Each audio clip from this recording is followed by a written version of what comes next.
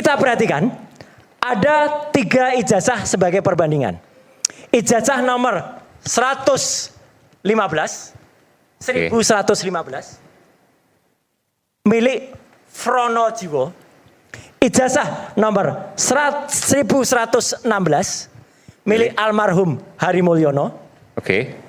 Ada ijazah milik 1117 milik Sri Murti Ningsih yang ada di tengah. 3 ijazah ini, Mas Aiman dan semua pemirsa rakyat bersuara, inilah yang disebut identik. Kenapa identik? Kita perhatikan. Huruf Z-nya masing-masing masuk pada bagian yang sama. Kemudian huruf A pada sarjana ini juga masuk dalam logonya. Logo UGM itu ya? Logo UGM. Ini masuk semua.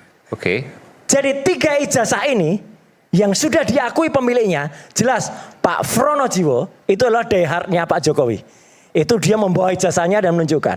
Ijazah almarhum Hari Mulyono sudah wafat. Ini ditunjukkan oleh Dekan Fakultas Kehutanan UGM tahun 2022 pada tayangan salah satu TV. Ya, clear betul. Ini ditunjukkan. Kemudian ijazah Sri Murti Ningsih ini ditunjukkan oleh yang bersangkutan pada saat ketemu dengan beberapa teman-temannya. Jadi ini adalah ijazah-ijazah otentik. Kemudian ini sudah diperbandingkan. Mereka identik, Mas Aiman. Semua sama, posisinya semua sama. Z-nya sama, A-nya sama. Nah sekarang ada ijazah yang kemarin ditayangkan oleh Bareskrim Polri, ya, oleh Dirtipidum pada layar lebar di belakang. Kenapa itu yang saya pilih? Ada orang yang mengatakan, Roy Suryo yang ditunjukkan ijazah yang fotokopi ijazah. Ya salahkan Mabes Polri. Kalau yang ditunjukkan itu yang fotokopi, Mas Aiman. Saya tidak mau menunjukkan ijazah yang lain, nanti dikira itu sumbernya dari mana. Ini sumbernya dari Mabes Polri. Yang atas, pada saat konferensi pers tanggal 22 Mei. Lihat baik-baik huruf Z-nya. Apakah terdapat perbedaan huruf Z di atas dengan huruf Z di bawah? Kalau mata elang, mata percetakan, pasti langsung beda. Z-nya saja fontnya sedikit berbeda. Dan masuknya ke logo itu pun berbeda, Mas Aiman. Sebentar, Z-nya agak berbeda. Di mananya berbeda? Ya, Z-nya ekornya ke atas itu pun berbeda. Itu agak lengkung, ini tegas banget. Ini tegas banget. Ini tegas banget. Itu agak melengkung. Kalau di foto lebih jelas ya, di sini mungkin nggak jelas. Dan yang paling jelas adalah posisi dengan logonya. Dia agak sedikit ngampang, agak naik. Dan yang paling jelas lagi adalah huruf A pada sarjana. Pada sarjana, huruf A ini masuk pada logo. Huruf A ini masuk pada logo. Huruf A ini masuk pada logo. Huruf A pada logo, pada ijazah 1120 yang di situ tertulis Joko Widodo, itu keluar dari logo. Huruf A-nya keluar itu. Jadi kalau ditunjuk, ini. Beda. Dengan demikian, ini bisa dipastikan 99,9% ijazah 1120 itu dicetak tidak pada waktu yang sama dengan 115, 116, 117. Artinya tidak dikeluarkan pada saat yang sama. Artinya 3 ijazah di bawah ini identik. Ijazah 1120 tidak identik. Fronojiwo huruf C-nya ini, nah ini cantik banget. Ini ada semi gotik gitu ya. Berbeda dengan yang ditulis untuk penulisan Joko Widodo. Padahal Fronojiwo, Hari Mulyono, kemudian Sri Murti Ningsih itu sama. Orang yang menuliskan tangannya sama. Ini kalau grafolog pasti bisa baca. Nah ini pun sama. Y-nya sama dengan C yang tadi. Tapi untuk penulisan ijazahnya Joko Widodo, J-nya beda. J-nya lebih lugas atau tidak lebih indah dari yang lain. Jadi kesimpulan saya begini, Mas Aiman. Nah ini dari Mabes Polri nih ya? Iya, ini yang dari Mabes Polri. J-nya lain, Mas Aiman. Ini bukan J gotik. Artinya orang yang menuliskan lain. Ini ditulis pada waktu yang berbeda dengan yang 3 tadi. Jadi 2 hal yang saya dapatkan dari Mas Roy Suryo. Ya. Mas Roy Suryo menduga bahwa plat filmnya ini beda, plat cetaknya beda. Dicetak pada hari yang beda. Dicetak pada waktu yang berbeda. Dan yang menuliskan itu juga orang yang berbeda. Dan cetakan yang berbeda itu tidak mungkin dalam satu angkatan yang sama. Tidak mungkin, tidak boleh. Uji keidentikan tidak menjawab keaslian, itu identik test. Kalau mau menjawab keaslian maka harus authenticity test. Dokumen A ke dokumen B, objek A, objek B. Kalau dua-dua palsu, maka apa yang bisa dijawab di situ? Sebentar. Dokumen A, dokumen B. Dokumen yang dimiliki oleh Pak Jokowi dengan dokumen lain yang tidak disebutkan. Ada 3 ijazah. Oke, yang ijazah juga temannya tidak katakanlah begitu mungkin ya. Teman Pak Jokowi. Nggak disebutkan waktu itu. Tidak tahu, Oke. Pak. Jadi bahkan identitinya saja, nomor dari ijazahnya tidak disebutkan, referensi untuk uji keidentikan itu tidak disebutkan, ini menarik. objek referensinya. Jadi, Maka silakan. referensi yang dikatakan 3 objek ijazah yang menjadi bahan perbandingan dari ijazah yang dikatakan ijazah Pak Jokowi, maka ketiga ijazah tersebut pun harus dicek originalitasnya.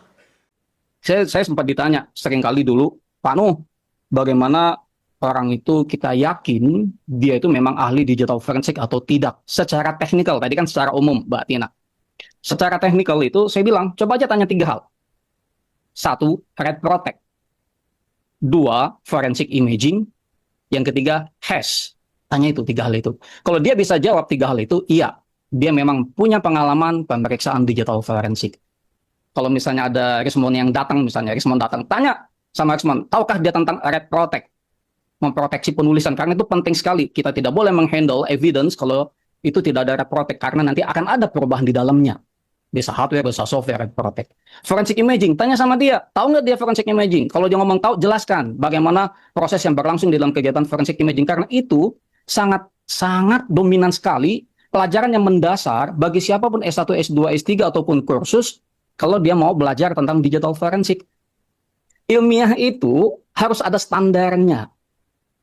Kalau tidak ada standar, nggak ilmiah. Di dunia internasional supaya memiliki perspektif yang sama tentang digital forensik, makanya diatur di dalam satu standar internasional namanya ISO 27037. Guidelines of Identification, Collection, Acquisition, and Preservation of Digital Evidence. Jadi diatur di sana ilmiah itu.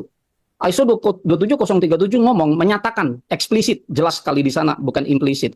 Pemeriksaan harus berasal dari original source. Saya ulangi ya.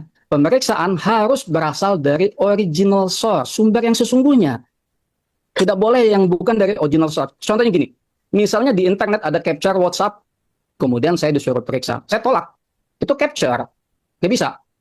Nah, original source, misalnya itu dari hard disk ya, yang simple. Maka hard disk itu akan dilakukan kegiatan forensic imaging. Nanti hasilnya adalah image file. Identiknya nanti dilihat dari nilai hash, verifikasi nilai hash. Makanya 3 hal dasar tadi itu penting sekali untuk mengetahui apakah orang itu memang benar-benar peneliti atau pemeriksa digital forensik atau ahli digital forensik atau abal-abal. Kalau dia tidak bisa menjelaskan 3 hal dasar tadi, ya abal-abal kalau bahasanya Bang Joshua, pakar-pakaran gitu.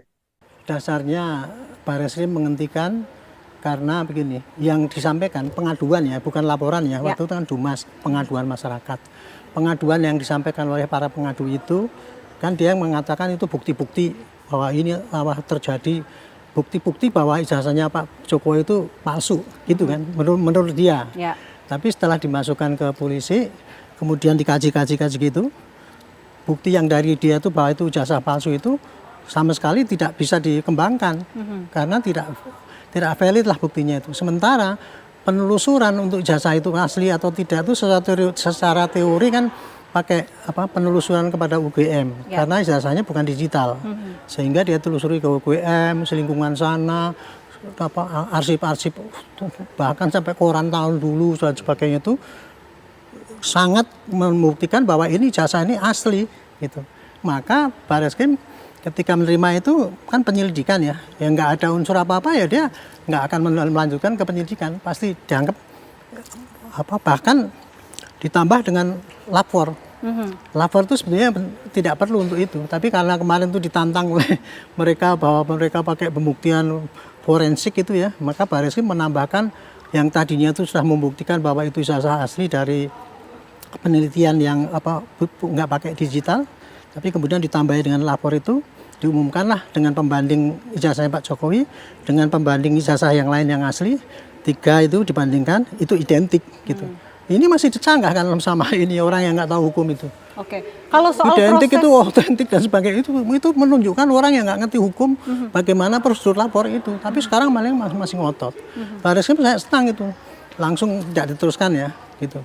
Cuman yang saya sayangkan waktu itu tidak digelar gitu sehingga dituduh bahwa itu apa yang saya ceritakan tadi itu nggak bisa diketahui oleh pelapor maupun yang terlapor itulah sehingga mereka gencar memprovokasi bahwa itu berat sebelah. Lapor itu Mbak ya untuk membuktikan apabila dokumen itu didapat ini diduga palsu dan apakah ini asli apa tidak harus dibandingkan dengan yang asli dong gitu.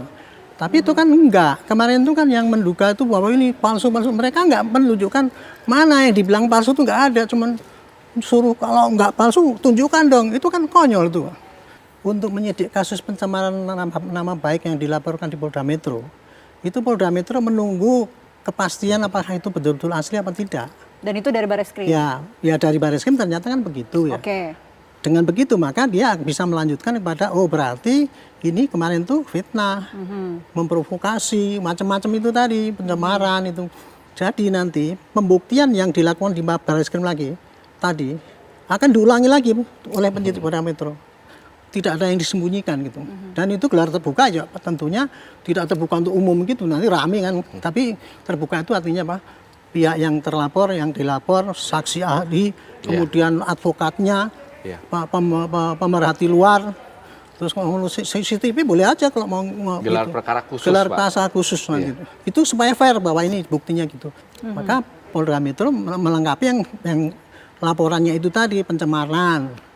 Kalau pencemaran itu gampang nggak dilihat apakah ada orang yang tersinggung, martabatnya turun ada. Kemudian apa provokasi apa ada nggak orang yang kemudian terprovokasi untuk itu ternyata memang ada. Oke. Fitnah ada apa enggak? Ternyata ini. Jadi banyak bukti-bukti itu buktinya mudah itu karena dari rekaman digital itu udah dikasihkan Pak Hakim udah baca otomatis gitu. Oke. Ceritanya gitu. Jadi simpel kasus ini nggak repot gitu.